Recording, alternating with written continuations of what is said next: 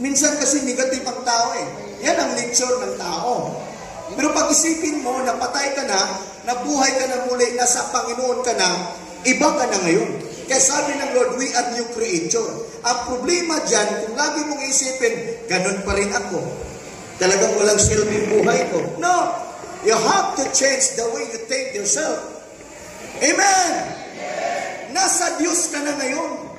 Mahal ka ng Diyos. Sabi ng Diyos, anak ka niya. Sino nagsabi? Ang Diyos. Sabi ng Bible, as many who receive Jesus, who receive Him, they shall be given the rights to be a child of God. Napakatinding salita yan.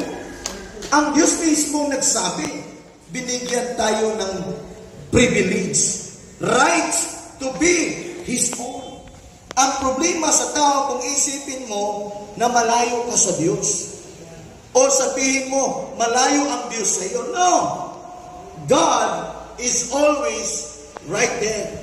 God is just, around the corner. He's with us. He's always for us. Amen? Therefore, no one can be against us.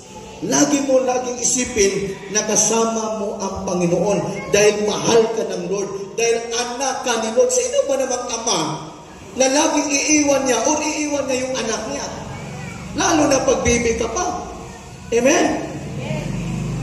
Amen? Baby pa ba po tayo? Hindi na. Iinom na tayo ng, milk. Kakain na tayo yung matitigas.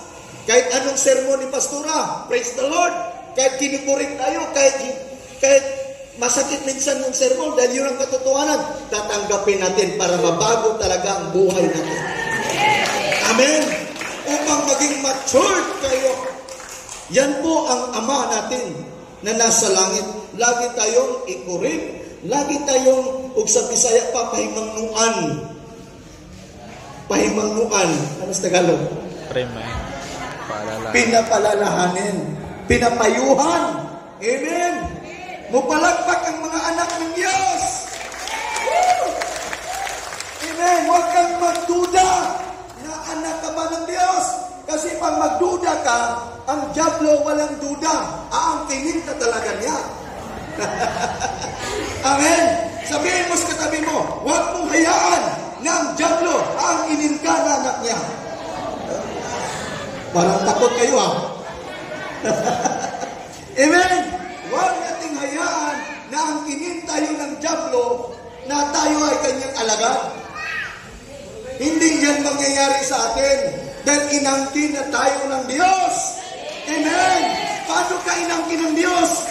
Binigay niya mismo ang kanyang kaiisang anak.